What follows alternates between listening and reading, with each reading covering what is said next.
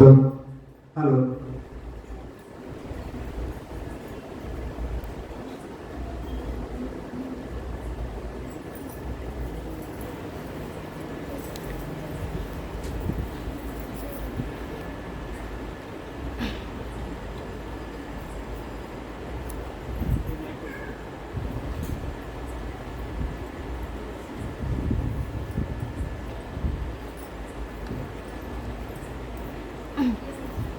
नींद से अब जाग बंदे, नींद से अब जाग बंदे, आत्मा राम में मन रमा, आत्मा राम में मन रमा।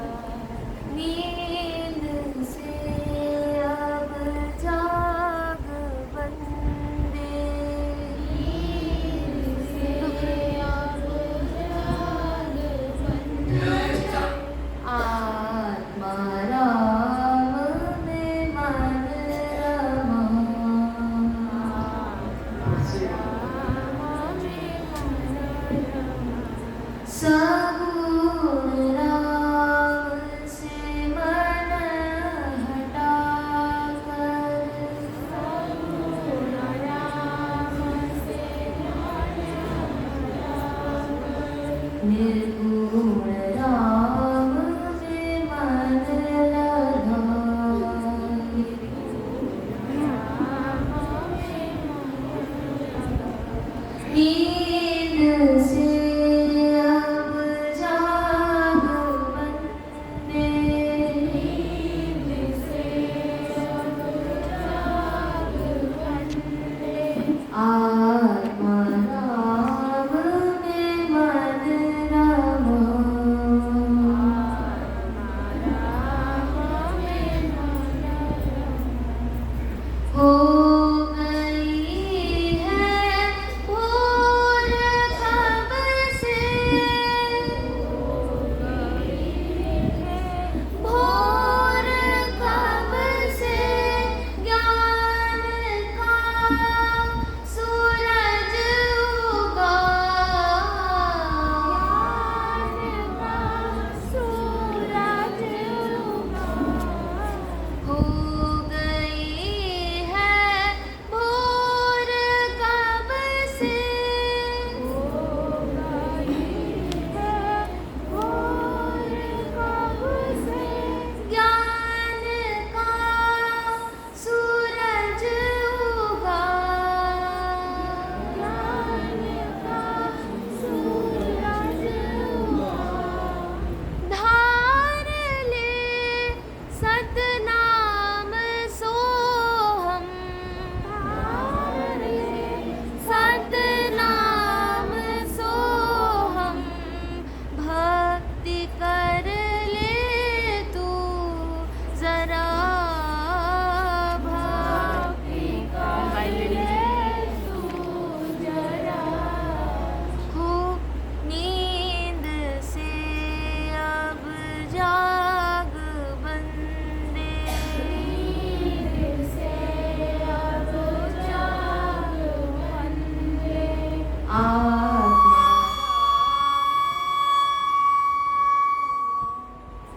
आत्मा राम में मन रमा, आत्मा राम में मन रमा।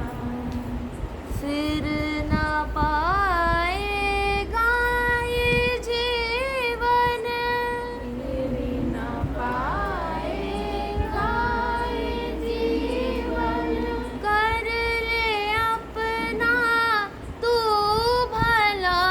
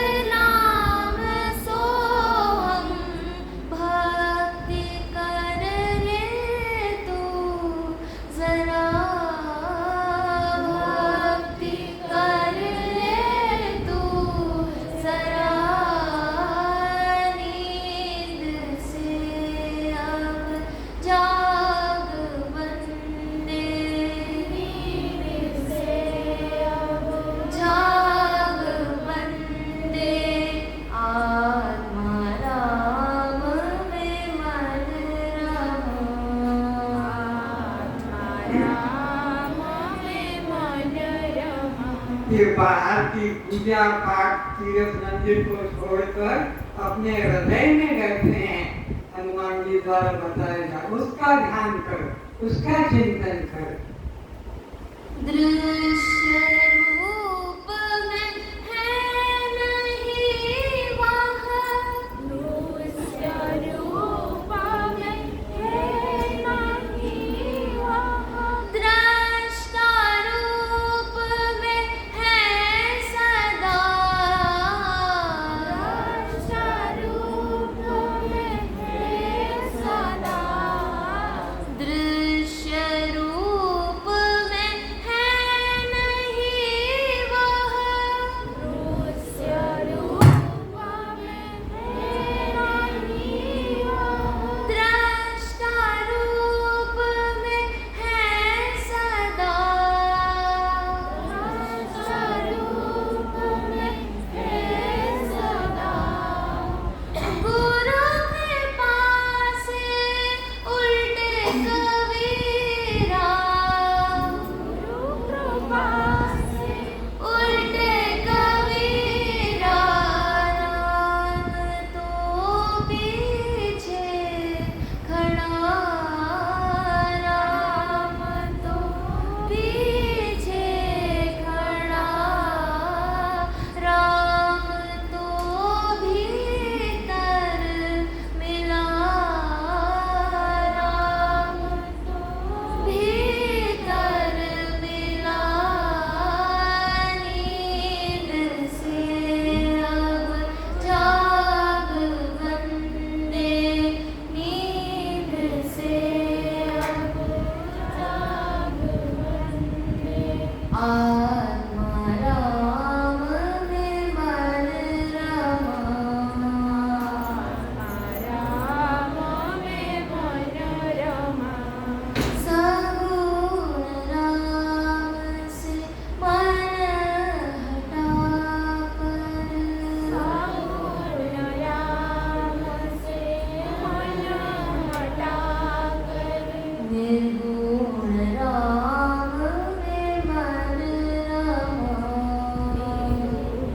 राम में मन रमा, नींद से अब जाग बंदे, नींद से अब जाग बंदे, आत्मा राम में मन रमा, आत्मा राम में मन रमा, आत्मा राम में मन रमा, आत्मा राम में मन रमा।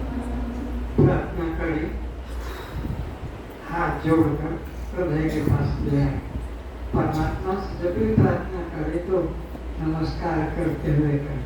संसारी आदमी के लिए हाथ जोड़ने हैं, परमात्मा के लिए भी हाथ जोड़े। गुरु ब्रह्मा गुरु विष्णु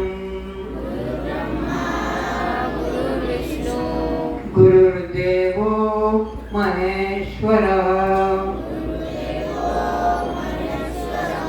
गुरु साक्षात् परम ब्रह्म तस्मै श्री गुरुवे नमः। असतो मा सद्गमय तमसो मा ज्योतिर्गमय मृत्युर्मा अमृतं गमय। हे गुरु परमात्मनः, हे गुरु परमात्मनः, आप हमें असत मार्ग से निकालकर परमात्मा के नाम पर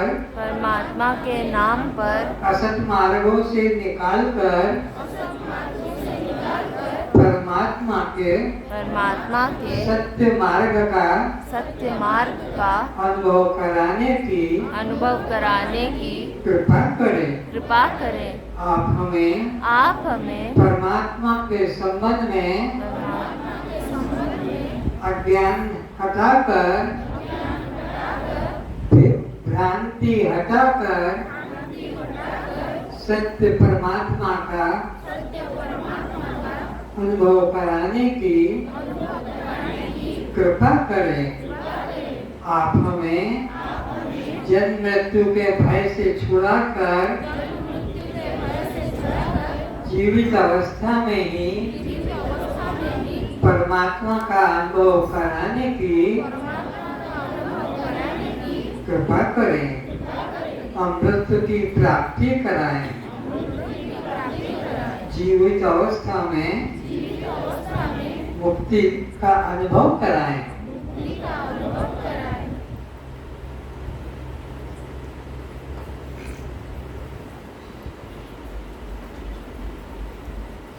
अनादिकाल से संसार का प्रत्येक प्राणी अपने वास्तविक स्वरूप को न जानने के कारण और इस जन्म में मरने वाले मिथ्या शरीर को ही अपना रूप जानने के कारण 84 लाख योनियों में यह जीव भटकता चला आ रहा है।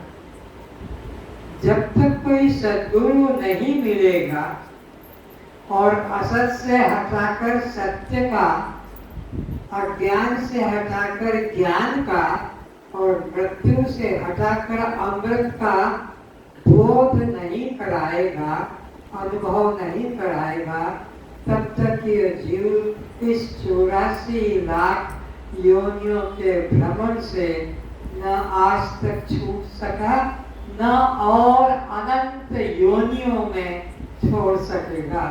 जब कोई सद्गुरु मिलेगा पुण्य की कृपा से, तब जीवित अवस्था में मुक्ति का अनुभव कर सकेगा। आज का विषय हमारा होगा गुरु तत्व पर।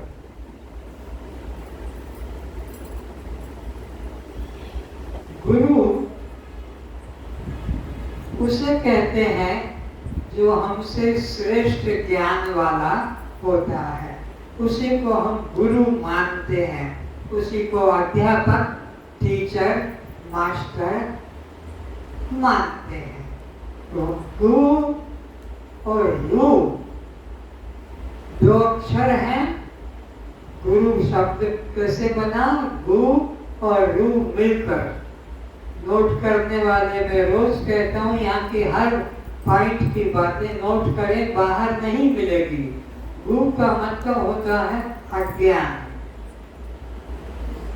रु का मतलब होता है उसका नाश कर देना।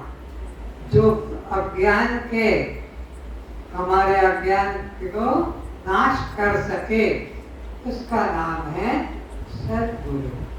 तो गु यानी अज्ञान, रु यानी उसका नाश करने वाला, उसे कहते हैं सद्गुरु। तो अब हमें सद्गुरु के संबंध में दो उपाधि जानना है। एक है श्रोत्रियता और दूसरी है ब्रह्मनिष्ठता। गुरु किसे कहते हैं? जो श्रोत्रिय भी हो और ब्रह्मनिष्ठ भी हो। दो उपाधि वाले को गुरु कहते हैं। पर हम तो देखते हैं जिसने कपड़े रंग लिए, कट्ठी छापा लगा लिया, गले में कुछ लटका लिया, माला वगैरह, हम सोचते हैं गुरु। ऐसे को गुरु नहीं कहते हैं। श्रोत्रिय और ब्रह्मनिष्ठ। श्रोत्रिय का अर्थ लिखो जो वेद, उपनिषद, गीता, रामायण, धार्मिक ग्रंथों का रहस्य जानता हो। श्रोत्रिय का मतलब जो धर्म ग्रंथों का रहस्य जानता हो कि रामायण का तात्पर्य क्या है, ये हनुमान चालीसा का तात्पर्य क्या है, ये गीता का उद्देश्य क्या है, ये भागवत 12 का अध्याय क्या है, उपनिषद क्या कहते हैं। तो ये ये ज्ञान को श्रोत्रिय कहते हैं। दूसरा है ब्रह्मनिष्ठ। ब्रह्मनिष्ठ का मतलब है जिसने स्वयं ने ब्रह्म का अनुभव किया है और जो आपको भी करा सकता है। कान फूकने वाला गुरु नहीं, मंत्र देने वाला गुरु नहीं, घर छोड़ाने वाला, स्त्री पति का भेद कराने वाला गुरु नहीं। गुरु वह है जिसने तुम अपने को ब्रह्म रूप से जाना है और आपको भी ब्रह्म का अनुभव करा सकता है। इस तरह से ब्रह्मनिष्ठ गुरु की आवश्यकता है। जब तक श्रोत्रिय प्लस ब्रह्मनिष्ठ गुरु नहीं मिलेगा तब तक आपको परमात्मा का साक्षात्कार या अनुभव भी नहीं हो सकेगा। परमात्मा का अनुभव उन्हीं को होता है जो गुरु कर्ण मंत्र नहीं देता है, घर बार नहीं छुड़ाता है, नौकरी धंधा नहीं छुड़ाता है, परिवार में रहते हुए ही परमात्मा का सोहम रूप से, परमात्मा का किस रूप में? सो हम। सो का मतलब वह, हम कहना हम, अतः वह परमात्मा जिसके लिए बद्रीनाथ, केदारनाथ, रामेश्वर, जगन्नाथ, अयोध्या, वृंदावन, हरिद्वार जाता था और निराश होकर खाली हाथ आता था, उसको कहते हैं यह संसारिक व्यक्ति। इसने सत्य को जाना नहीं, लेकिन हम इसी को ही मान लेते हैं। ब्रह्मनिष्ठ जो ब्रह्म खुद को अनुभव कर चुका है और आपको भी करा सकता है। पंक्ति बनाकर बैठे माताएं, 4-4 की बनाए तो 4-4 की, 3 की बनाए तो 3 की, कहीं 3 कहीं 5 कहीं 2, एक सज्जन खड़े होकर पंक्ति करते। ठीक,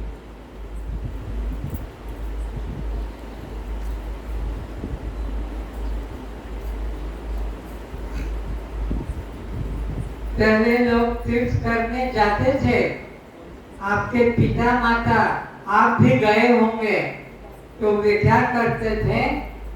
गांव वालों को डोली पीट कर बता देते थे कि हम तीर्थ करने जाते थे, जा रहे हैं, और वहां यात्रा करके जब वापिस आते थे तो गांव वालों को बता देते थे कि हम तीर्थ से आ गए हैं, यानी हमारा अब सम्मान करो, अब हमारी पूजा करो, अब हम संसारी व्यक्ति नहीं।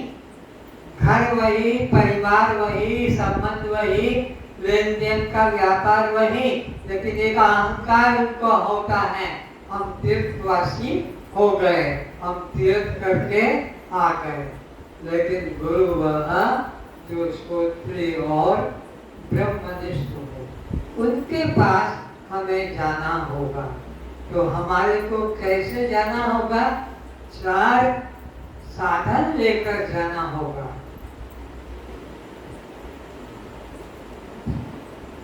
विवेक, वैराग्य, षट संपत्ति और मुमुक्षुता, ये 4 साधन हैं गुरु के निकट जाने के।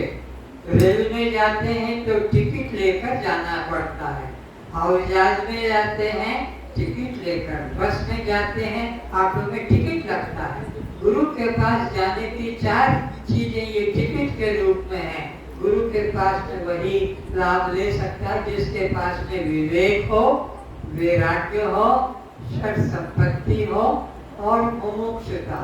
ये 4 साधन को गुरु के निकट जाने वाला अधिकारी बनता है। तो विवेक किसे कहते हैं? नोट करें भाई, 2 मिली वस्तुओं में अलग अलग बोध करने को विवेक कहते हैं। 2 मिली वस्तु में जड़ चेतन, दृश्य दृष्टा, अनात्मा आत्मा, शव शिव, परप्रकाश स्वयं प्रकाश। इस तरह के अलग अलग भाव आएगा मन में तो जानना कि तुमको विवेक हुआ। और तुम जानोगे नहीं कि किसको तो जड़ कहते हैं और किसको चेतन। शरीर जड़ है और तुम चेतन हो, ये नोट करो दिमाग में भी। शरीर अनात्मा है और तुम आत्मा हो, ये नोट करो। शरीर शव है और तुम शिव हो। शरीर पर प्रकाश है और तुम स्वयं प्रकाश हो। शरीर आदि है, तुम अनंत हो।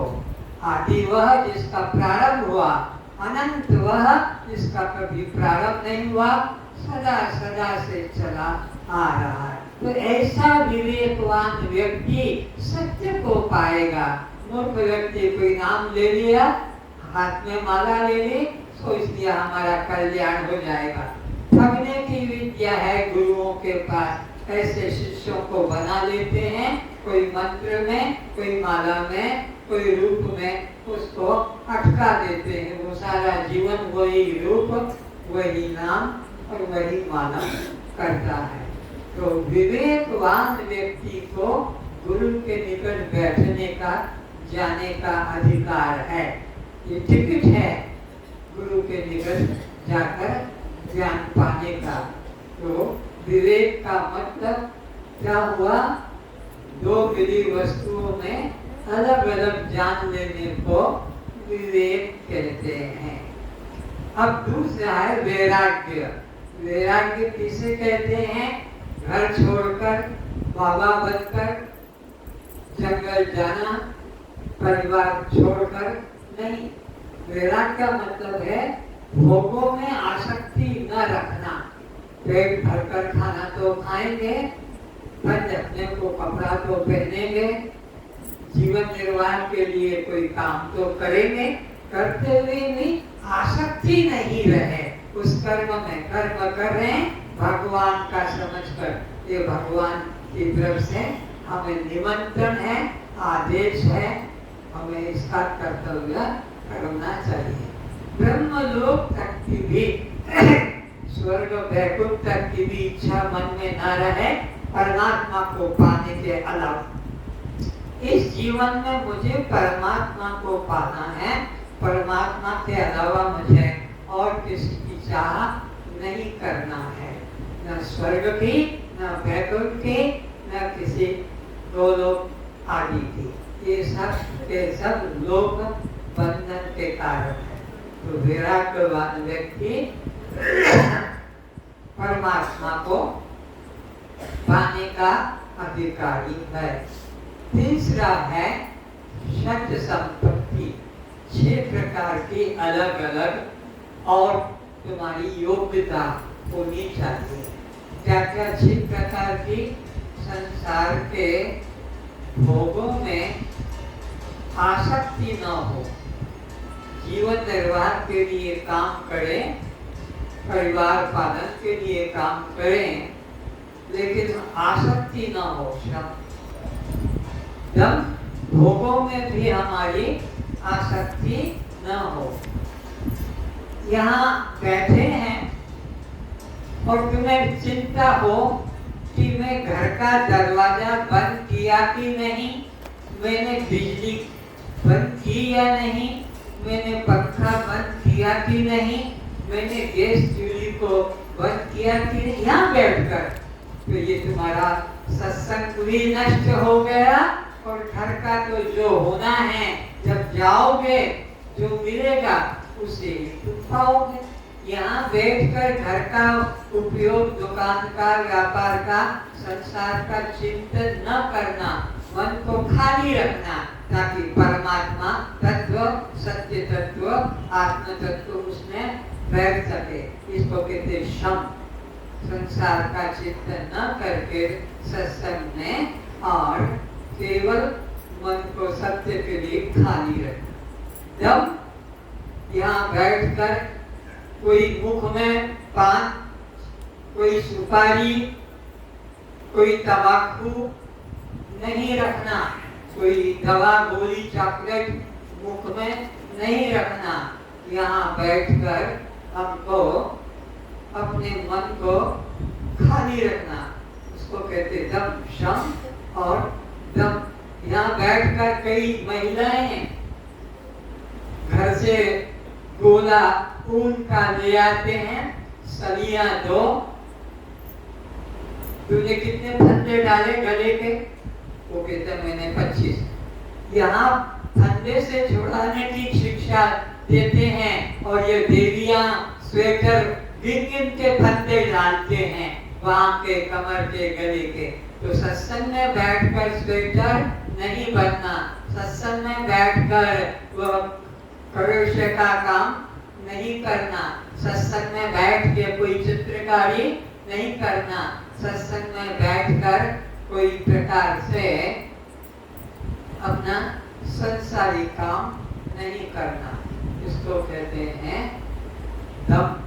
दम का मतलब है केवल सत्य के लिए हम अपने मन को खाली रखें, न स्वेटर बिने, न कोई कटिंग करना सीखे, न यहाँ बैठ के रुई ले आते हैं और रुई की लेकर बत्ती बनाते रहते हैं।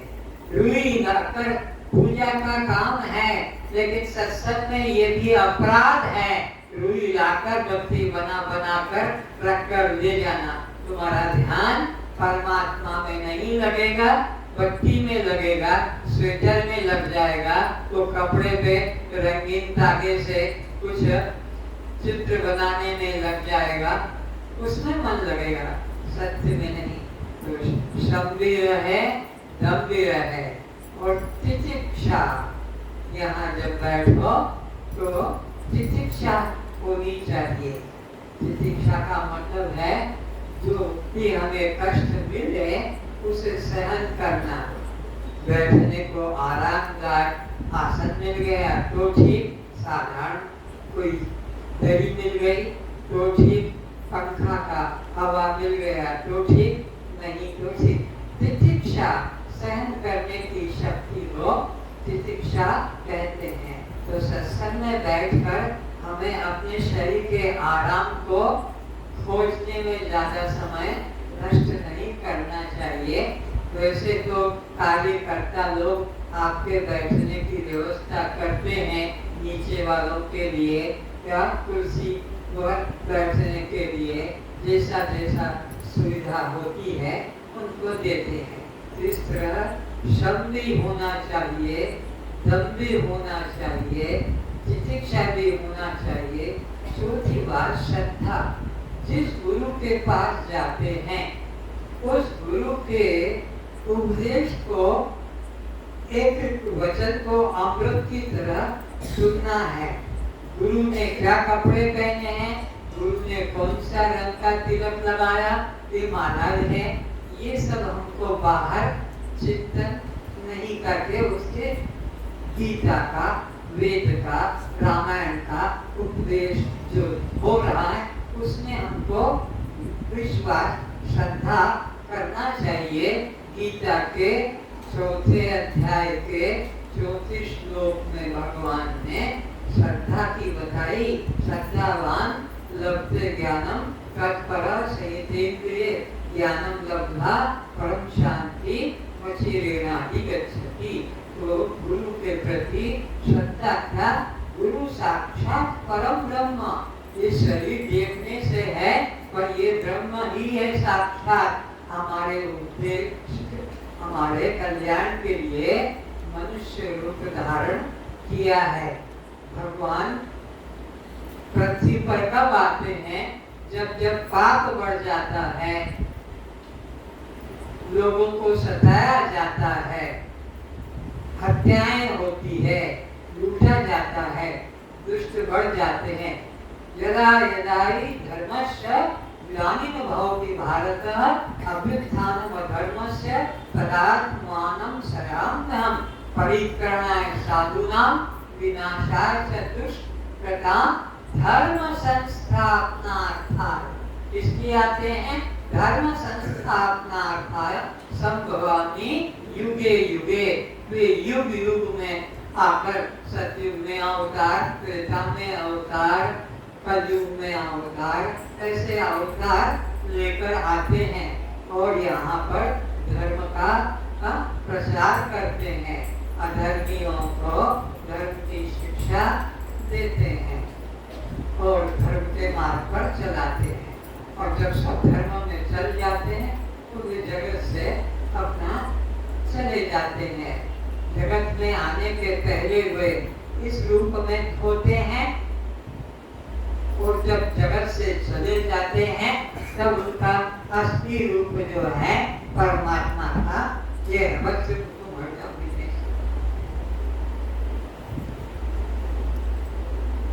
ये परमात्मा का शुद्ध रूप असली रूप है। जगन्नाथ जगतरनाथ उड़ीसा का ही नहीं, हिंदुस्तान का नहीं, सारे विश्व का तो ये असली रूप है परमात्मा का। और यह जो रूप है यह नकली रूप है। कुछ काम करने के लिए इन्होंने ही जो पीछे रखा है, इन्होंने ही यह रूप राम का, कृष्ण का, शंकर का, देवी का, गणेश का, इस तरह के रूप किन्होंने धारण किया है। ये परमात्मा सबका, सारे विश्व के लोगों का ये एक ही परमात्मा है। परमात्मा तो एक ही होता है और उसका एक ही रूप है, चाहे वो इस रूप में हो कि चाहे वह शिव रूप में हो। इस तरह से रूप रेख नहीं शून्य देवी, न उनके पैर है, न हाथ है, न सिर है, न कान है, न मुख है, न पिता है, न माता है, न भाई बंधु है, न मित्र शत्रु है। निर्गुण निराकार जिसको कहते हैं निर्गुण निराकार, वही भक्तों की भक्ति से सब साकार रूप को धारण करता है। तो इस तरह श्रद्धावान लभते ज्ञानम, जो सद्गुरु के प्रति श्रद्धा करते हैं कि यह हमारे कल्याण के लिए आए हैं, इनके एक एक वचन को हमें श्रद्धा से स्वीकार करना है, हमें इनमें दोष दर्शन नहीं करना है। तो सद्गुरु हमको सत्य का उपदेश करते हैं। तो कितनी चीजें हो गई श्रद्धा वालों के लिए, गुरु के निकट जाने वालों के लिए क्या क्या चाहिए?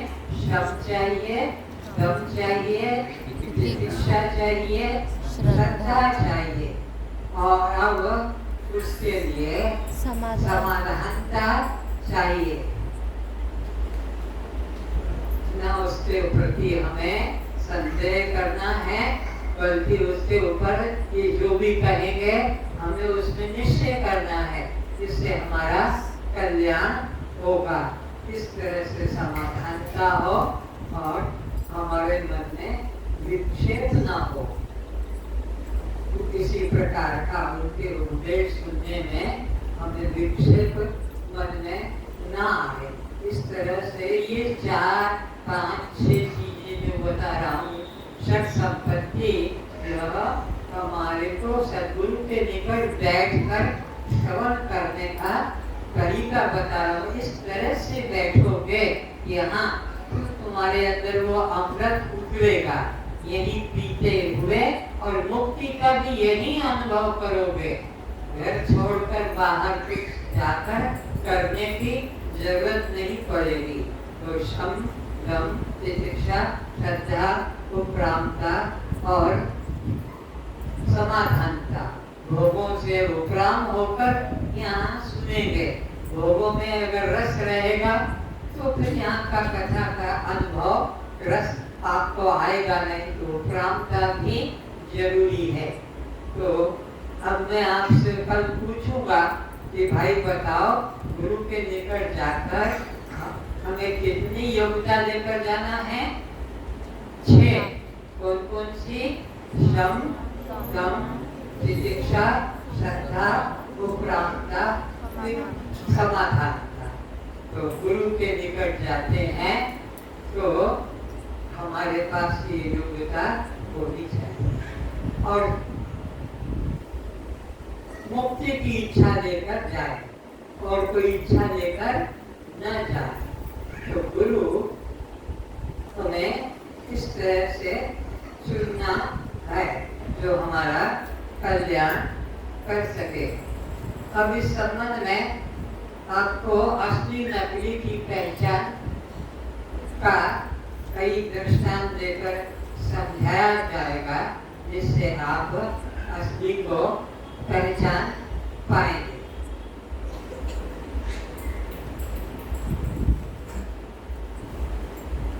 एक लड़का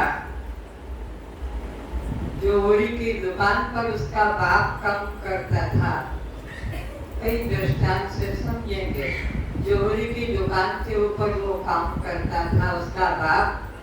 जन्म दिवस पर बाप ने बेटे को एक अंगूठी दे दी कि बेटा ये अंगूठी तुम लो, ये तुम्हारे जन्म दिवस पर मैं तुम्हें देता हूँ।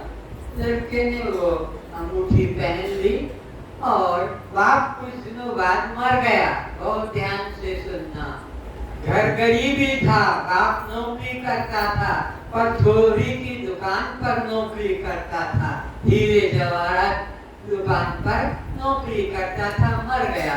बाप का अंतिम काम करना जो साध्य जाति वालों का खिलाने का था, वो करने के लिए पैसा नहीं था घर में। तो माँ ने कहा बेटा ये अंगूठी लेके जा, तू बाजार में इसको बिक्री कर दे, ये हीरे की अंगूठी है, उससे तेरे बाप का साध्य का काम कर लेंगे और घर का जो सामान चाहिए वो ले आएंगे। लड़के को भेजा, वो अंगूठी लेकर और दुकान पर गया जहाँ अंगूठी बिक्री होती है, हीरे की दुकान थी जहाँ उसका बाप काम करता था। तो वो जाकर कहा कि यह मेरे अंगूठी हीरे की आप खरीदे, हमारे पिता का हमें श्राद्ध करना है, पैसा घर में नहीं है। अंगूठी ही मेरे जन्म दिवस पर उन्होंने दी थी, हैप्पी बर्थडे टू यू के दिन दी थी, तो यह आप ले लें। दुकानदार समझदार ईमानदार था और उसने अंगूठी को देखा। उसी के यहाँ तो नौकरी करता था उसका बाप। उसने कहा बेटा ये बहुत कीमती अंगूठी है, इसका खरीदने वाला अभी यहाँ कोई नहीं है। अरे जितने में खरीद दो आप, हमें तो पैसे की जरूरत है, जितना दो। नहीं इसे अभी नहीं बेचा जाएगा, इसको बाद में बेचेंगे। अरे हमारे घर में तो खाने को नहीं है, बाद में हम क्या करेंगे? तुम मेरे से 10,000 रुपया उधार ले जा, उधार, और जब पैसा आए तो चुका देना इसको बेचने पर। जब ये कोई अच्छी जोड़ी आएंगे विदेश से खरीदने वाले, वो इसको खरीदेंगे, पैसा देंगे। अभी इसकी कीमत कोई चुका नहीं सकता। वो लड़का खुश हो गया, अंगूठी भी दे दी और 10,000 रुपया दे दिया कि जाओ तुम्हारे पिता का साथ काम कर लो और कल से मेरे यहाँ तुम काम सीखो। तुमको तनख्वाह भी मैं तेरे बाप को जो तनख्वाह देता था वो तेरे को तनख्वाह भी 1,000 रुपए महीने की मैं तनख्वाह देता रहूंगा। और खुशी मिल गई, काम भी मिल गया, पैसा भी मिल गया। उसके यहाँ बाप अपना बाप का साथ तो कर दिया।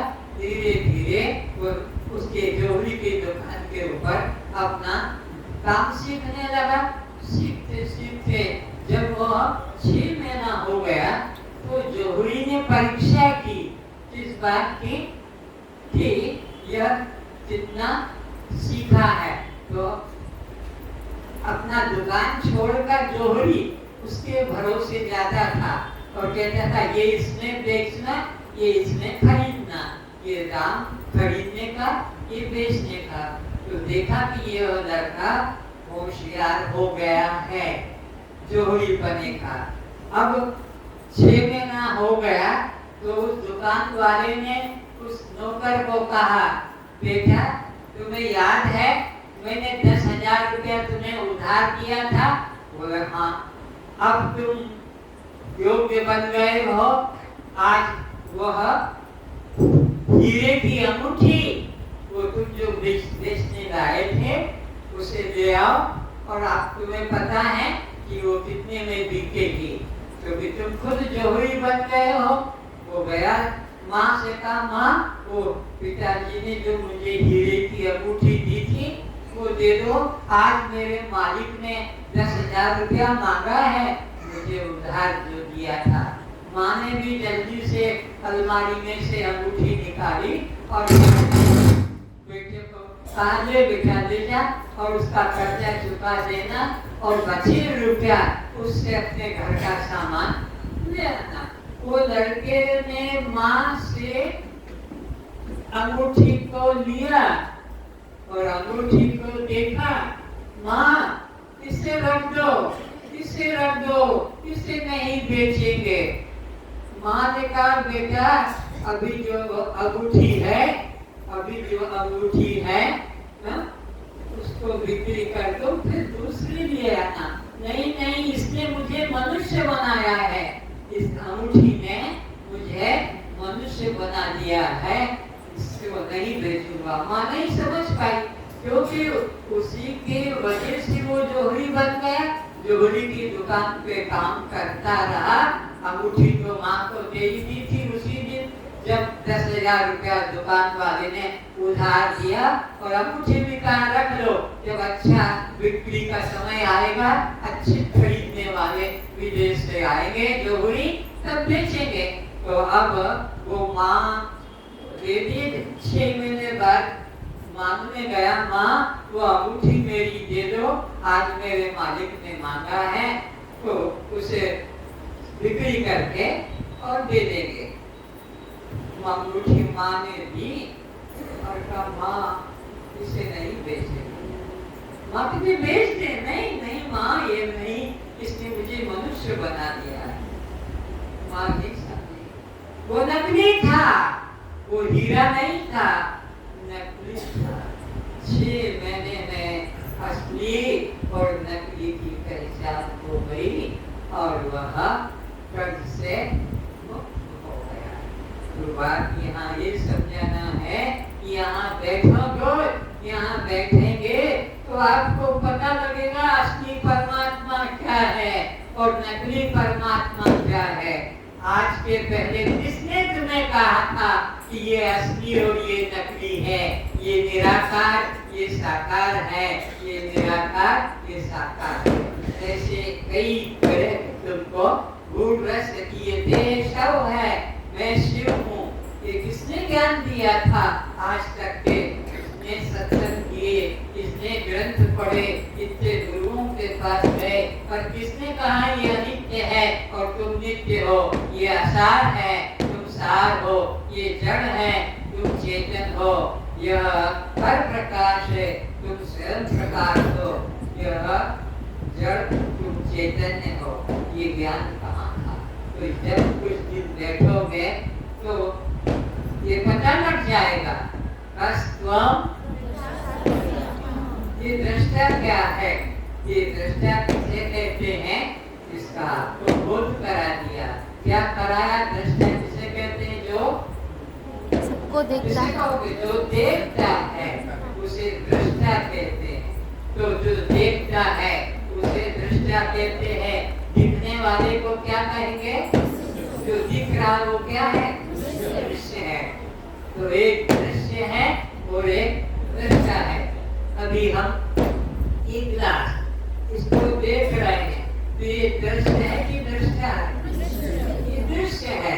और आप देखने वाले क्या हैं? दृष्टा है। इसी प्रकार जो यहाँ हरित दिखता है, ये क्या कहला? दृश्य है कि दृष्टा?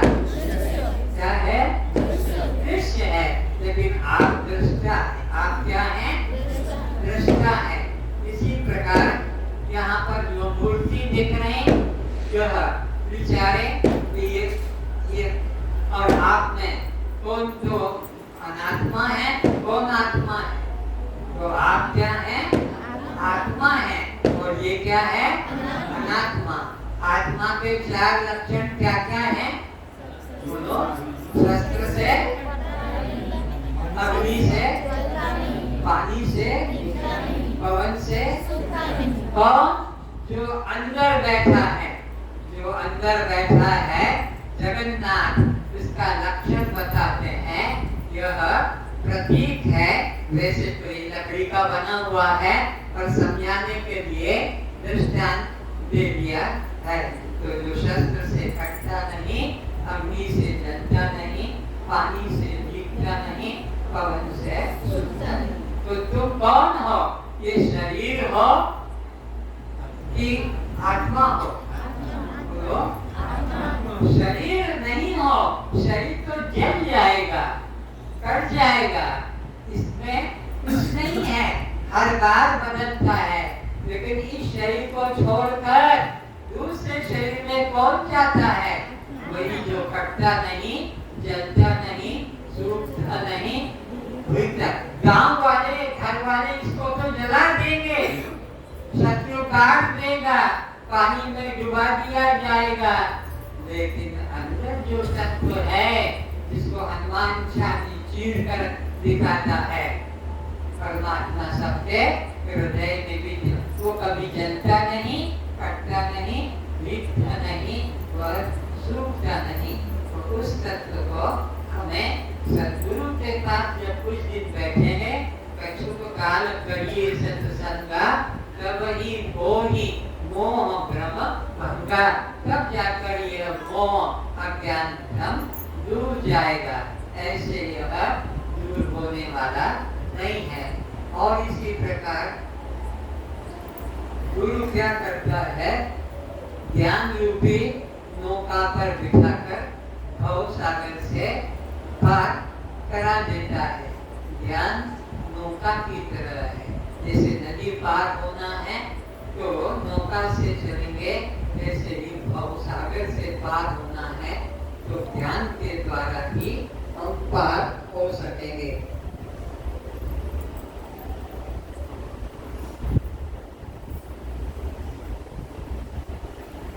चरित्र के बारे में देखेंगे।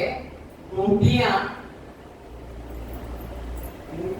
यमुना के पार दुर्वासा जी के दर्शन करने के लिए जाने के लिए निकली। उपवास किया था। सावित्री अम्माओं से उपवास महिलाएं ज्यादा करती हैं, ज्यादा उसमें श्रद्धा है, तो उपवास किया था। तो संत का दर्शन करके प्रसाद लेते हैं। तो वे आई नर्मदा के किनारे पर। कृष्ण अपनी बांसुरी बजा रहा था और नदी में पूरी बाढ़ थी, पूरा पानी जा रहा था और उस पार दुर्वासा जी है, कैसे जाएंगे? कोई रास्ता नहीं, नौका भी नहीं। तो गोपियों ने कृष्ण से कहा, अरे वो तो दोस्ती थी, हमको नदी के उस पार जाना है। तो मैंने कहा तुम्हें रोका है, जाओ ना। जाए कैसे? बाढ़ है, पूरा पानी जा रहा है, रोको और कल जाना नहीं, हमें आज जाना है। उपवास किया है और हमको नदी के उस पार संत दर्शन के लिए जाना है, तो रास्ता निकालो। तो कृष्ण ने कहा, ध्यान से सुनना, संतों का चरित्र का भी रहस्य समझ में आएगा। कृष्ण ने कहा, यमुना मैया से कहना तुम्हारी श्रद्धा अगर है तो यमुना मैया से कहना हमारा कृष्ण बाल ब्रह्मचारी अगर है तो हमें यमुना मैया रास्ता दे दो। तो गोपियां हंसने लगी, अरे घोड़े तू कब से ब्रह्मचारी बन गया? कल मेरे को चुम्बन किया, अभी तक दाग पड़ा है। कल मेरी तूने चोटी खींच दी थी, कल मेरा साड़ी का पल्ला खींच लिया था, तू कब से ब्रह्मचारी बन गया? ये ब्रह्मचारी के लक्षण है, तुम्हारी मर्जी। तो 5-7 गोपियां मिलकर प्रार्थना करने गई थी। तो किसी ने कहा, अरे वो ब्रह्मचारी हो कि भ्रष्टाचारी, हमें क्या मतलब है? हम तो यमुना मैया से प्रार्थना करेंगे, रास्ता मिल गया तो मजा है, ठीक है। तो चलो यमुना मैया से जाकर कहा, हे यमुना मैया, हंसी आ रही है, ये हमारा कृष्ण बाल ब्रह्मचारी, तो रास्ता दे दो। सचमुच में यमुना 2 भागों में पड़ गई, आधा उधर पानी, आधा इधर, बीच में सूखा, और उस पार चले गए। देखा वापिस ऐसा का भी सही, ये यमुना इस घोड़े की बात इस लफड़े की बात को ये यमुना भी मान गई। ये ब्रह्मचारी है और वो मानकर रास्ता दे रही है। तो जो भी हो, कई उस तक दुर्वासा जी के पैर पड़े, प्रणाम किया, हाथ पैर दबाए, उनको सेवा की, उनके लिए जो जो सामग्री लगे, तिलक लगाया, चंदन लगाया, माला पहनाई, वस्त्र बढ़ाया और भोजन जो लाए थे सब गोपियों ने मिलकर खिलाया और वो खाते गए।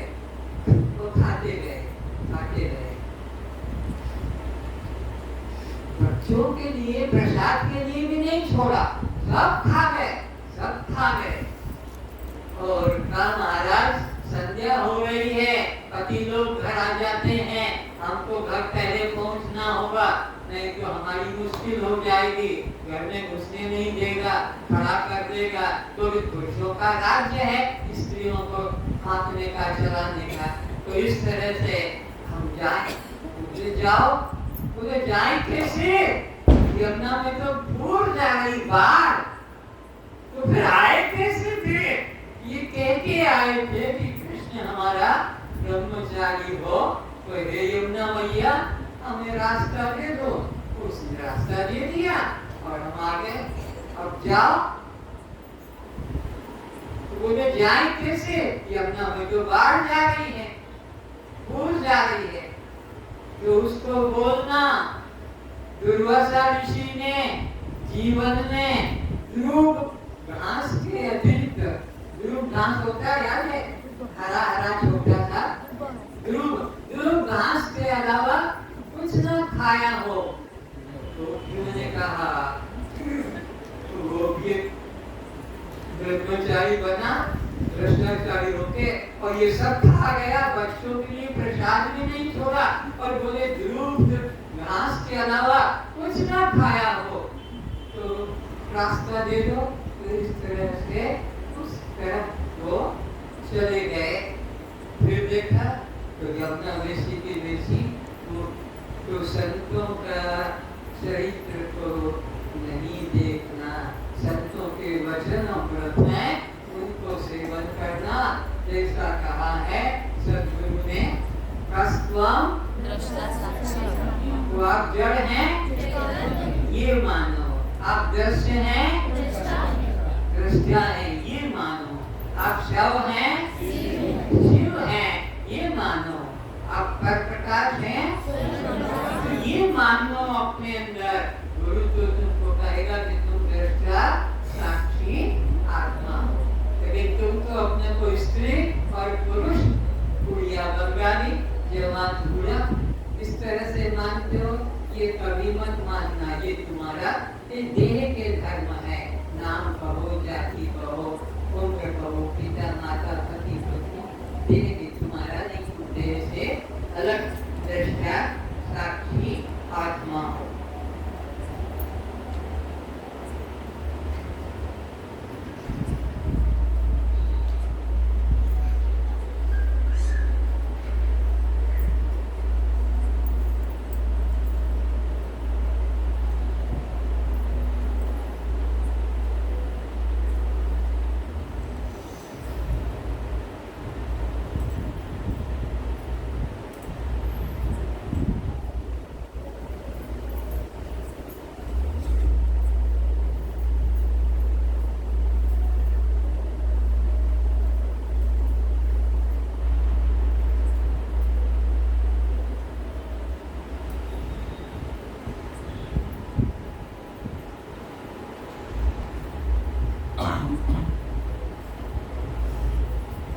बहुत बड़ा व्यापारी था, लाखों का करोड़ों का बिजनेस करता था। लोग उसके पास आकर रुपया ले जाते थे और फसल के ऊपर उसको जमा कर देते थे। तो बाप मर गया तो जो लोग ने धान, चावल, मूंग, मसूर, चना जमा किया था अलसियारी, और वो आए कि हमको पैसा दे, हम इस तुम्हारे बाप को इतना दिया, हमने तुम्हारे बाप को ये इतना दिया। तो वो लड़का उन सबको देता गया, करोड़ों का बिजनेस चल रहा था। धीरे धीरे खजाना खाली होने लगा। सब आते हैं, हमको 10,000, हमको 1 लाख, हमको 2 लाख, हमने ये गेहूं दिया था, हमने चना दिया था, हमने वो दिया। इस तरह से वह मांगते थे और वो दे देता था। सारा खजाना खाली हो गया। तो लड़के ने सोचा कि मेरा बाप सबको लेता ही गया था, सबसे लेता ही गया, आखिरकार कुछ दिया भी तो होगा इसने। तो पुस्तक खोली, खाता बही, देखते देखते 7 दिन बाद उसको जगह में मिला कि मंदिर के कलश में मैंने 10 लाख रुपया रखा है, जरूरत हो तो निकाल लेना। अब उसको कुछ हिम्मत आ गई कि चलो एक जगह मिला कि 10 लाख रुपया मंदिर के कलश में उसने रखा है। तो जल्दी से गया और दीवार के सहारे ऊपर चढ़ गया, कलश को तोड़ा और देखा तो 1 रुपया भी नहीं निकला। बड़ा मन में दुख आया कि बाप ने तो मंदिर में कलश चढ़ाया और ये देखा ऐसा दुष्ट निकला कि कलश को भी खुलवा दिया। अब क्या करे? तो जो आदमी आता उससे पूछता इसमें क्या लिखा है? बोले लिखा है चैत्र शुक्ल नवमी के दिन के 12 बजे मंदिर के कलश में मैंने 10 लाख रुपया जमा किया है, जरूरत निकालना। जो पढ़ा लिखा आता सबसे पढ़ा था, सब यही बात बोलते, सब यही बात बोलते। मंदिर में 10 लाख रुपया, मैंने तो देखा 1 लाख भी नहीं। तो ये कहाँ से आवाज निकलता बार बार? कोई लूज कनेक्शन है? देखो लूज कनेक्शन होगा। तो एक समझदार आदमी, एक बूढ़ा आदमी उससे कहा कि दादाजी ये क्या लिखा है? बोले बेटा तेरे बाप ने मंदिर के कलश में 10 लाख रुपया जमा किया है, जरूरत हो तो निकाल लेना। तो इसने कहा कि मैंने तो मंदिर के कलश को तोड़ के निकालना चाहा, लेकिन उसमें तो 1 रुपया नहीं। उस बूढ़े ने कहा ये तूने गलत काम किया है, क्या पहले उस कलश को वैसा ही लगा दे। क्या करूं, मेरे पास तो पैसा नहीं है, अब मैं कहां से लगाऊं? तो पैसा मेरे से ले जा और चैत्र शुक्ल नवमी के दिन मेरे पास आना, ये तेरे को आइटम मिल जाएगी।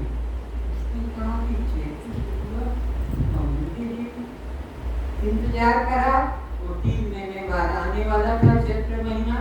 तो गया सुबह, आपने कहा था 9वीं के दिन आना, बोला अभी नहीं 11 बजे आना। 11 बजे गया, बोले चल तेरे घर देखूं मेरे को, तेरा मंदिर का कलश तूने लगा दिया था। बोला हाँ। जब गया तो कहा बैठो कीर्तन करो, हरे राम राम राम हरे हरे, हरे कृष्ण कृष्ण कृष्ण हरे हरे। 11 बजकर और जब 55 मिनट हो गए तब लड़के को उठाया, उठ परिक्रमा करते हैं। मंदिर के 3 परिक्रमा लगवाई और अपना पैर रख कर कहा खोलो यहाँ रुपया है। उस बच्चे ने सोचा ये बूढ़े का दिमाग खराब हो गया, मंदिर का कलश ऊपर है और ये कहता है कि ये कलश है और यहाँ खोलो। चलो खोदते खनक खनक खजाना मिल गया। तो शास्त्रों के अर्थ संत जो पहुंचे हैं वही बताएंगे, और बाकी तो सब लोग यही रामायण गीता का अखंड पाठ करते चले आ रहे। इसलिए गुरु बिना भव निधि करे न कोई, जो विलय की शंकर सम हुई, शंकर के समान कोई ज्ञानी हो जाएगा, विद्वान हो जाएगा, तभी गुरु के बिना भव सागर से पार नहीं हो सकेगा। तो गुरु कीजिए जानकर और पानी पीजिए छान, बिना विचारे जो करे पड़े 84 खान। तो अब इस प्रकार जो सच्चे सद्गुरु होते हैं वो आपको भ्रांति से मुक्ति कराते हैं। जिस तरह से मुक्ति कराते हैं, कुछ कुछ उनके कार्य देखे।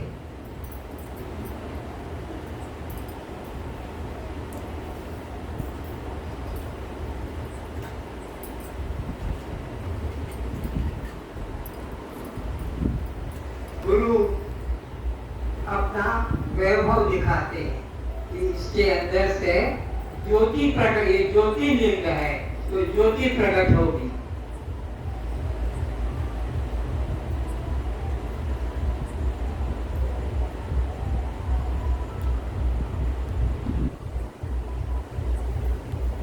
यहाँ पर देखेंगे पानी बर्फ बनेगा,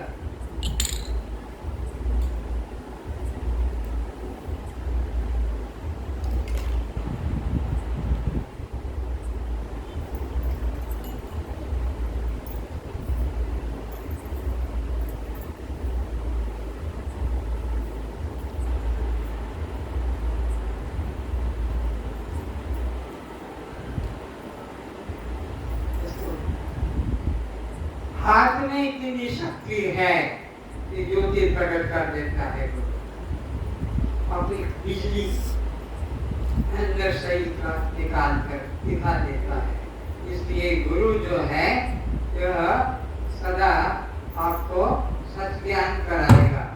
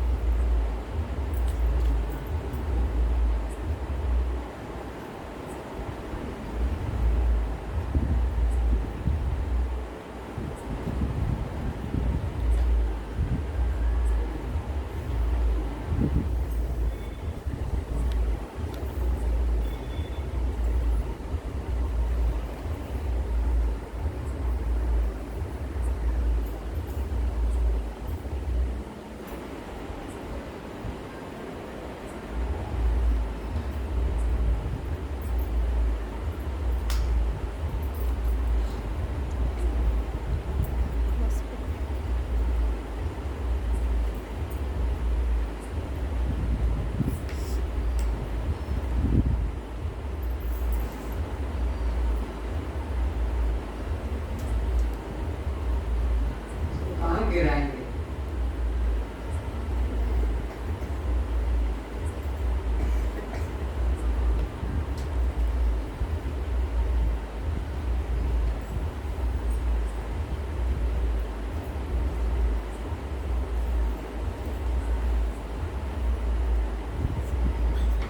अपनी शक्ति का चमत्कार लोग आश्चर्य में, अरे गुरु क्या पानी को बर्फ बना दिया।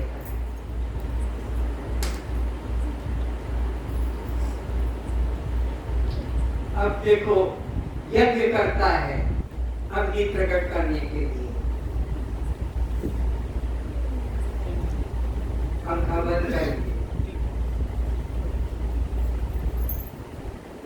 ओम भूर्भुवः स्वः तत्सवितुर्वरेण्यं भर्गो देवस्य धीमहि धियो यो न प्रचोदयात्। ओम भूर्भुवः स्वः तत्सवितुर्वरेण्यं भर्गो देवस्य धीमहि धियो यो न प्रचोदयात्। ओम भूर्भुवः स्वः पानी छिड़को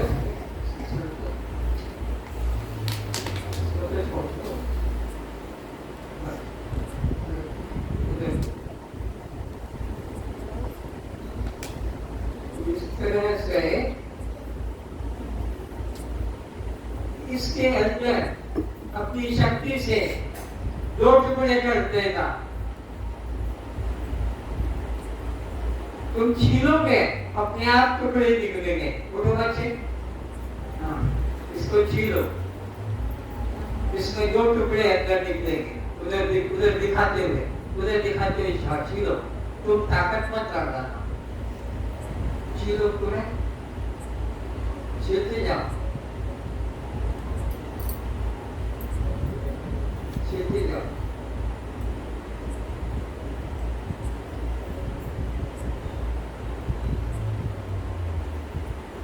छीलते जाओ।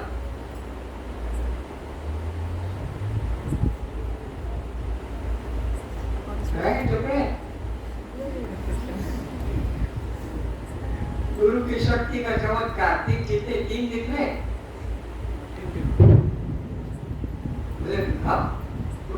तुम तीनों में भी खा लो एक टुकड़ा, बच्चे तीनों एक एक दे दो, उनको भी तुम मिले।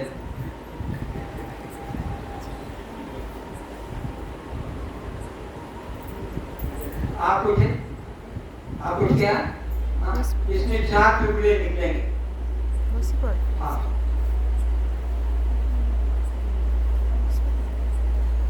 दिखाओ उधर, पब्लिक को। हाँ, दिखाते हुए छीलो।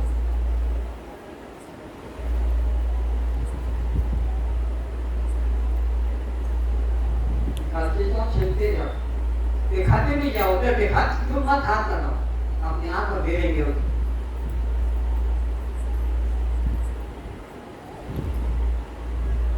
जाओ प्रसाद बांटो।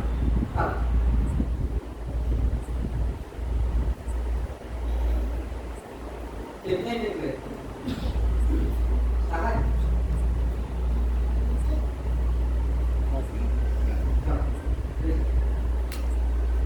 First one.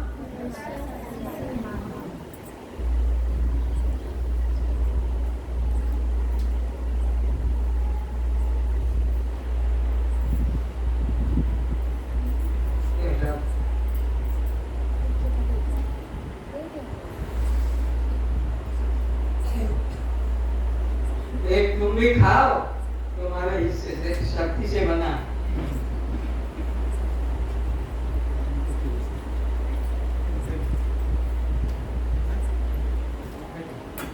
वशिष्ठ मुनि ने, ध्यान से सुनना, वशिष्ठ मुनि ने अपने बेटे सुखदेव को एक चिट्ठी लिख कर दी राजा जनक के पास जाने के लिए कि जाओ राजा जनक के पास में, वो तुम्हें ज्ञान देगा। परस्पर बातें नहीं, बिल्कुल नहीं, बिल्कुल चुप मौन। वशिष्ठ जी के पुत्र सुखदेव को राजा जनक के पास चिट्ठी लिखकर भेजा, जाओ वो ज्ञान देगा। द्वार पर पहुंचा जनक के पास, तो द्वारपाल ने वहीं रोक दिया।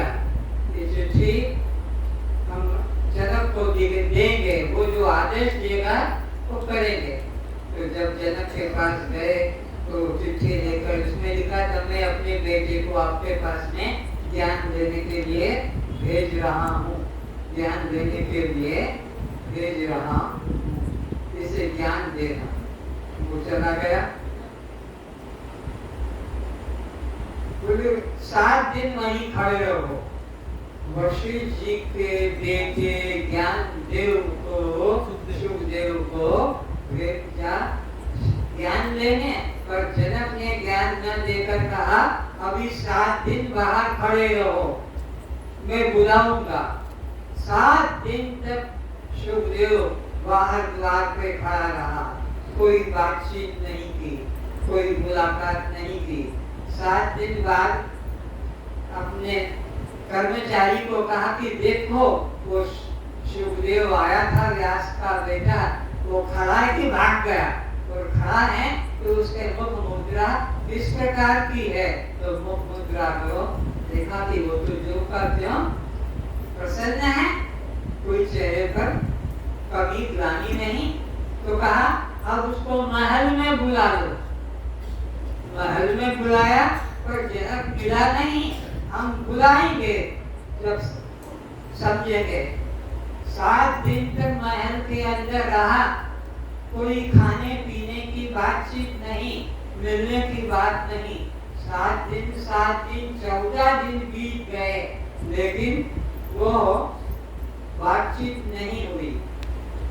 लोगों से पूछा, कर्मचारियों से, जो व्यास का बेटा शुभदेव आया था वो खड़ा है कि भाग गया, और खड़ा है तो क्रोध में है कि प्रसन्न मुद्रा में है। तो लोगों ने जाकर, मंत्रियों ने देखा ये तो प्रसन्न मुद्रा में खड़ा है, जाकर कहा महाराज वो जैसा आया था उससे ज्यादा वो प्रसन्न मुद्रा में अभी अंदर दिख रहा है। तो फिर कहा जाओ वो रानियों के महल में चले जाओ, हम वहां मिलेंगे। देखो कैसी परीक्षा।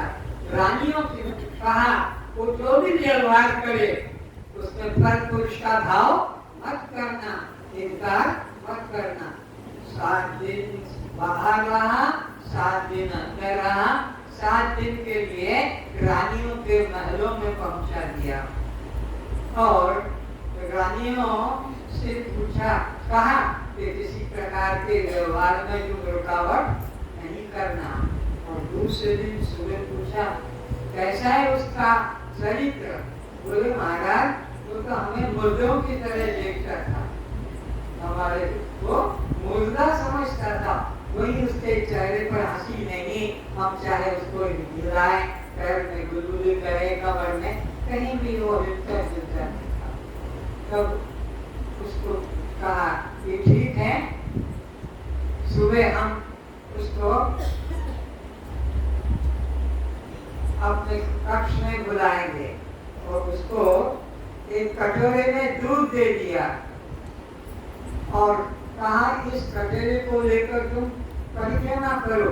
और मंत्रियों से कहा इसको सब राज्य की एक एक वस्तुएं दिखाओ, कहाँ हीरे हैं, कहाँ सोना है, कहाँ शस्त्र है, कहाँ चैन है, कौन कौन सी गुप्त रास्ते, सब बताओ।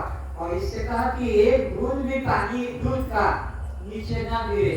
दूध का कटोरा हाथ में और पूरे महल में उसको रानियों के कमरों में और महल के खजाने में सबने रखा। जब लौट के आया राजा के पास, बोला तुम बताओ तो कौन सी रानी पसंद आई, कौन से महल की कौन सी तुम्हें चीज पसंद आई। सब उसको पूछता गया जहाँ जहाँ वो गया था। बोले मेरे को कुछ पता नहीं महल का, कहाँ कौन सी महिला, कौन सी सुंदरी, कौन सा। क्यों? मेरा ध्यान तो इधर था कि दूध की बूंद गिरे नहीं, क्योंकि दूध की बूंद गिर जाएगी तो गर्दन काट दी जाएगी। तो मेरा ध्यान तो इधर था, मेरा ध्यान उसमें नहीं था। तो जीव का लक्ष्य सत्य को पाने के लिए कैसा होना चाहिए कि संसार का कोई भी पदार्थ, भोग उसको अपनी ओर खींचे नहीं। और हम तो संसार के लिए मिट्टी के टुकड़े कहो, ये कागज के टुकड़े कहो, इन्हीं में अटक गई। ये मेरा मकान, ये मेरा रुपया, ये मेरा परिवार। तो किस तरह से मन को रखना चाहिए ये समझना है।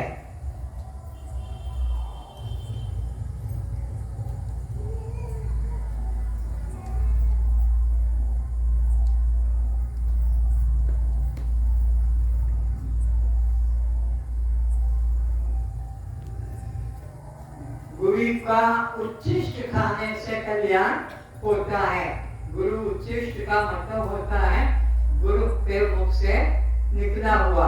तो लोग गुरु का मुख का जहाँ गिरा हुआ होता है, थाली में से झूठा खा लेते हैं, सोचते हैं तो गुरु जी का रोज उच्चिष्ट खाते हैं, सब झूठा है, ये उच्चिष्ट नहीं है।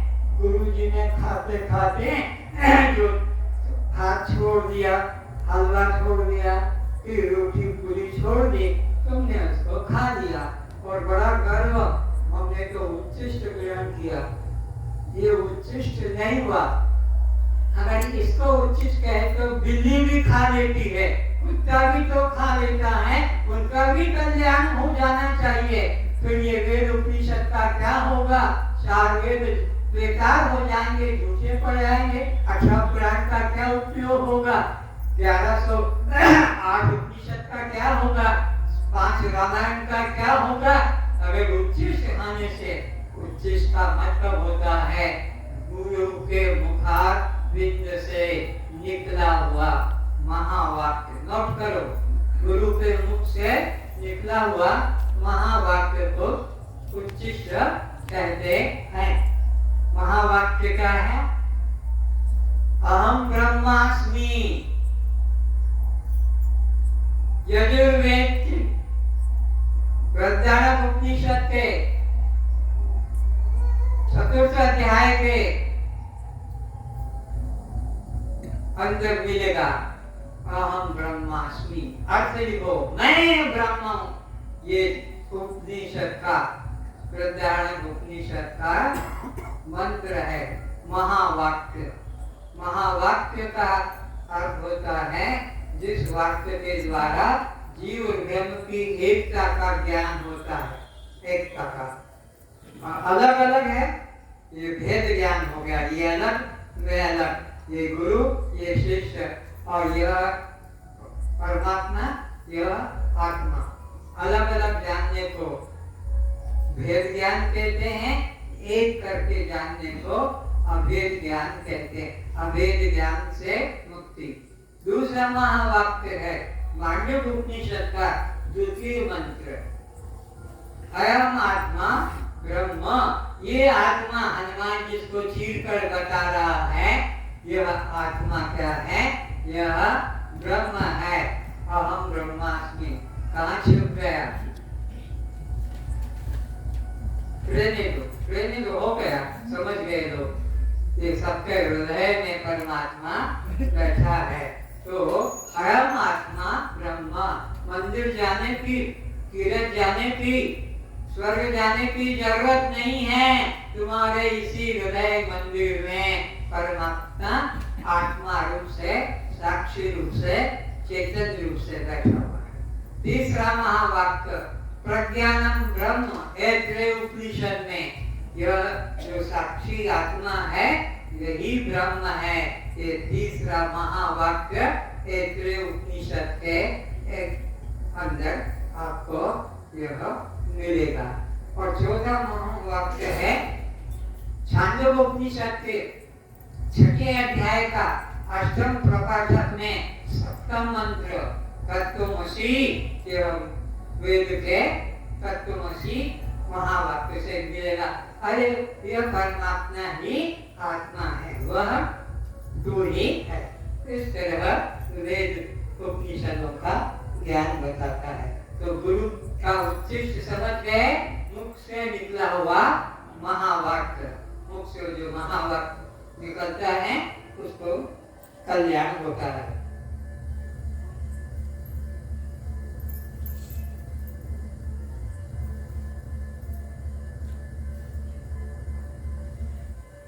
भगवान के सत्संग में नारद का हमेशा तंबूरा साथ होता था। तो उसको अलग, जैसे आपके सर के ऊपर वो होता ना हेडफोन, क्या बोलते हैं हम लोग, हेलमेट। तो ऐसे रखते थे अलग। सत्संग में बीच में लाना तो अपराध है, तो वो तंबूरे को रख देता था एक तरफ और सत्संग में बैठता था। बात चलते चलते क्या कहा गुरु ने कि सबके हृदय में ही आत्मा परमात्मा विद्यमान है। तो आपस में जो परमात्मा अपने हृदय में है, वह परमात्मा आत्मा यहाँ ही है, ऐसे विचार करता गया। वो तंबूरा भूल गया। अरे मेरा तंबूरा। तो और साथी जो थे संत महात्मा तो चलते गए, ये वापिस आया। तब तक दरवाजा बंद हो गया सत्संग भवन का। एक खिड़की खुली थी तो देखा कि वहां जहां मैं बैठा हूँ तंबूरा, वहां लक्ष्मी गोबर लेपन कर रही।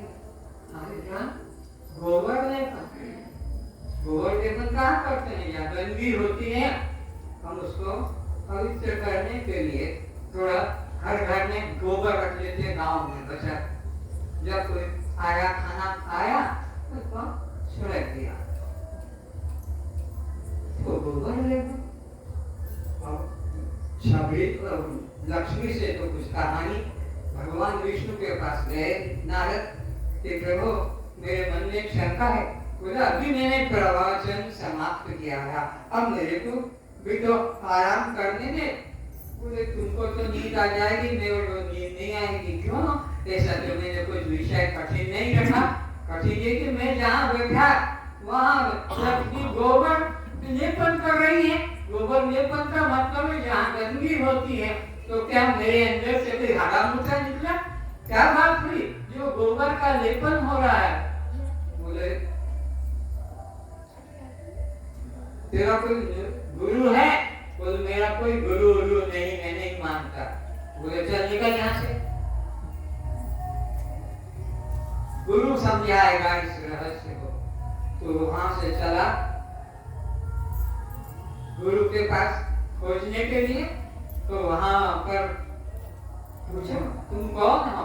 तो बोले मैं ये हूँ, मैं ये उपनिषद, ये गीता, ये भागवत, ये रामायण सब जानता हूँ, सब जानता हूँ। अरे तेरे को आत्मा का ज्ञान है? बोले नहीं। तरत शोकम आत्मविद, जो गुरु से आत्मा को जानता है वो शोक के सागर से पार होता है। तूने आत्मा को नहीं जाना, तू निर्ग्रह, कल्याण नहीं होगा।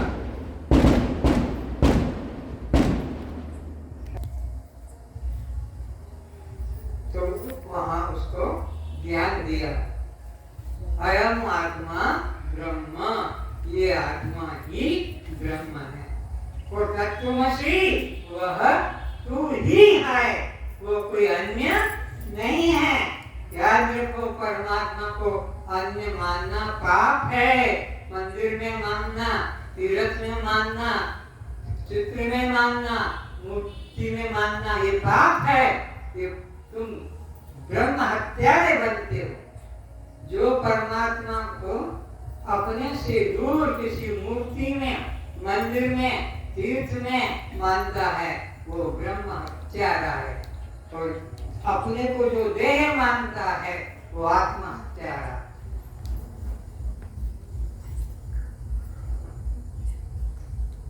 दो प्रकार की हत्याएं तुम्हारे द्वारा चल रही है। एक देह की, देह को देह मानना, ये आत्महत्या है। और परमात्मा को मंदिर में, तीर्थ में, स्वर्ग में, वैकुंठ में या कहीं अन्य जगह मानना, यह ब्रह्म हत्या। ये दो हत्याएं से तुम कैसे पार होगे? तो सद्गुरु जब तक नहीं मिलेगा तब तक वो देह में से तुम्हारा मैं भाव हटा देगा कि तुम देह नहीं हो, देह दृश्य हो, तुम उसके दृष्टा, दृष्टा ही आत्मा होता है। तो तुम्हें इस आत्महत्या से बचा देगा। और परमात्मा बाहर नहीं, परमात्मा मैं हूँ ऐसा बोध करा देगा, तो ब्रह्म हत्या से भी बच जाओगे। इस तरह से यह मनुष्य जीवन में अपना कल्याण सद्गुरु के द्वारा होता है। बिना सद्गुरु के कल्याण का कोई मार्ग, रास्ता नहीं।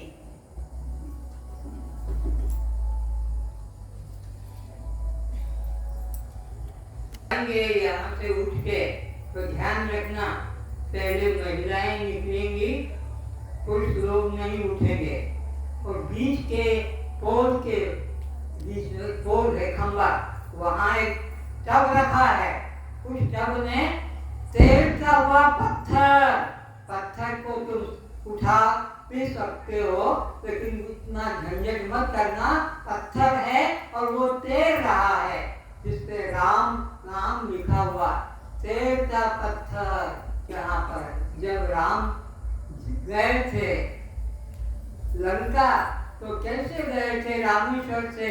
वहां से नल नील में एक एक पत्थर के ऊपर राम राम लिखकर और छोड़ दिया था। तो वो राम राम राम राम के पत्थर से पुल बन गया, और उस पुल के ऊपर से राम लंका पहुंच गए, जहाँ सीता को पाया, रावण को, कुंभकर्ण को मारा, और फिर वापिस समुद्र से रामेश्वर आ गए। तो वो पत्थर जो सुना करते थे कि पानी में तैरता हुआ पत्थर, तो वो पत्थर के अंदर वजन भी हो सकता है 5-10 केजी। मैंने तो देखा नहीं, लेकिन वो पानी पर तैर रहा है। तुम उसको उठा भी सकते हो, चूम भी सकते हो, हाथ भी लगा सकते हो, पर दया करके घर मत ले जाना, नहीं तो वो विपरीत नाश कर देगा। इसलिए राम का वो पत्थर जाते समय देख के उठा के जाना। और इसी तरह से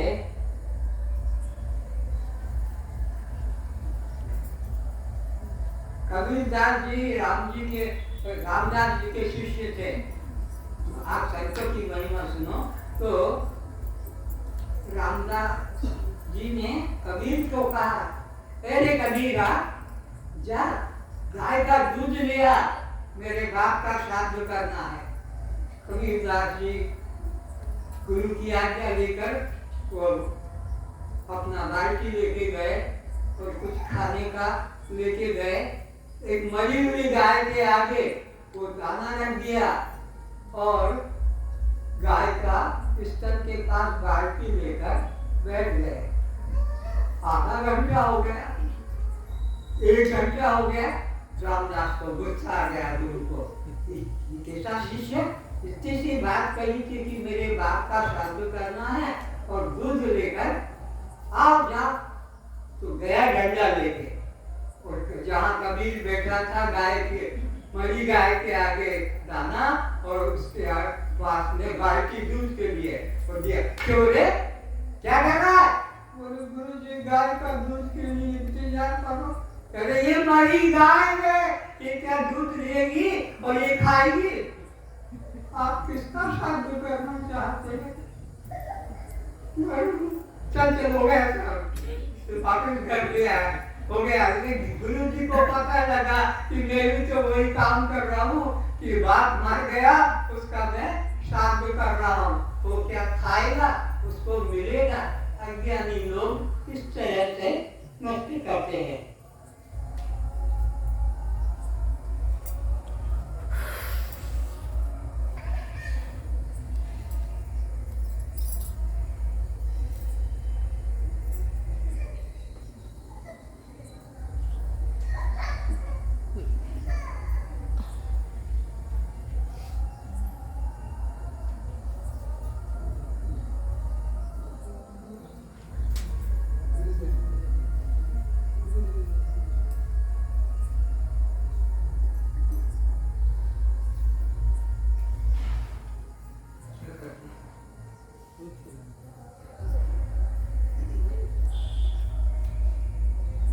ठाकुर जी को दूध पिलाते हैं लोग, उनके पास लाते हैं, सब नाले में चला जाता है, सब नाले में चला जाता है। लेकिन ये ठाकुर जी को दूध पिलाने की बात आई तो इनको कैसे दूध पिलाया जाए? तो ये मृत्यु लोग का दूध नहीं पीते, इन्हें दिव्य लोग से दूध मंगाना होता है। तो ये मृत्यु लोग का दूध है, इससे निकालने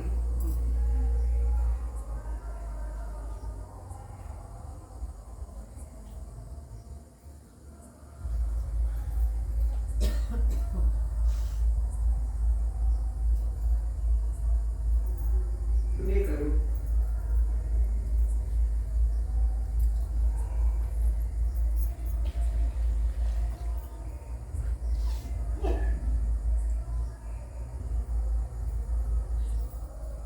थोड़ा पीना, मूवी की भी, मोबाइल भी छाड़ दे और जरूर पीजिए रे। अगर ठीक छाड़ा तो बस पीना हरा लगी अब सुना द्रष्टा साक्षी आत्मा हम। आज का विषय यही समाप्त करते हैं। जिन लोगों ने आज का विषय देखा, धन्य है उनके जीवन जो सत्य की तरफ मुड़ पाएंगे। सत्य की ओर मुड़ने के लिए उनकी दृष्टि जगेगी और यहाँ एक दिन नया विषय सुनेंगे। उपवास क्या है, उपवास किसे करना चाहिए, उपवास कितने तरह के है, उपवास का असली अर्थ क्या है, कल इसको विषय को समझेंगे। बहुत गंभीर विषय है। तो प्रार्थना करें, सर्वे भवन्तु सुखिनः, सर्वे सन्तु निरामयाः, सर्वे भद्राणि पश्यन्तु सर्वे भद्राणि पश्यन्तु सर्वे भवन्तु सुखिनः, सर्वे सन्तु निरामयाः सर्वे भद्राणि पश्यन्तु कश्चित् दुर्भाग्यं सब सुखी रहे, सब सब सुख निरोग रहे, सबका कल्याण हो। हे सद्गुरुदेव, आप हमें असत मार्ग से निकाल कर सत्य मार्ग पर लाने की कृपा करें, अज्ञान से हटाकर ज्ञान में लाने की कृपा करें और मृत्यु से हटाकर अमृत का अनुभव कराने की कृपा करें। स्वयं दृष्टा साक्षी आत्मा हम आप जड़ हैं, चेतन है, दृश्य हैं, दृष्टा है, अनात्मा हैं, आत्मा है, शव हैं, शिव है, पर प्रकाश हैं, स्वयं प्रकाश है, बद्ध हैं, मुक्त है, तो जन्म मरण किसका, शरीर का, भूख प्यास किसको, प्राण को, सुख दुख किसको, मन को, और बंध मोक्ष जीव को। स्वयं दृष्टा साक्षी आत्मा हम। और जिन लोगों ने सुना, जिनको भी दृढ़ तत्व लगा, इनका कोई पुण्य है जो आपके हृदय ने इस बात को धारण किया है कि हम जड़ नहीं, चेतन, दृश्य नहीं, दृष्टा, अनात्मा नहीं, आत्मा, शव नहीं, जीव, पर प्रकाश नहीं, ये हमारा परिचय हुआ। यह जो मैं प्रश्न करता हूँ रोज आपके तक करूँगा और तुम अपने को इससे अलग जानना। जब मैं कहता हूँ तुम जड़ हो, तो जड़ मैं नहीं हूँ, मैं तो चेतन हूँ। तुम दृश्य हो, दृश्य में नहीं, मैं तो अनात्मा हो, नहीं आत्मा हो। तुम शव हो, नहीं शिव हो। इस तरह से अपने को इस खोल से, इस कपड़े से अलग अभी से समझते चलो, ताकि तुम इसी में उस चेतन परमात्मा का साक्षात्कार नए रूप में करोगे। हाँ, एक खास बात, जिन लोगों को कल का विषय सुन लिया, विवेक जग रहा है कि आहार क्या करना चाहिए, हमको अपने कल्याण के लिए मांस मछली हमारा आहार नहीं है। हमें तो देवी देवताओं का जो सात्विक आहार है, जो भगवान राम को, भगवान कृष्ण को, भगवान शिव को, गणेश को, जो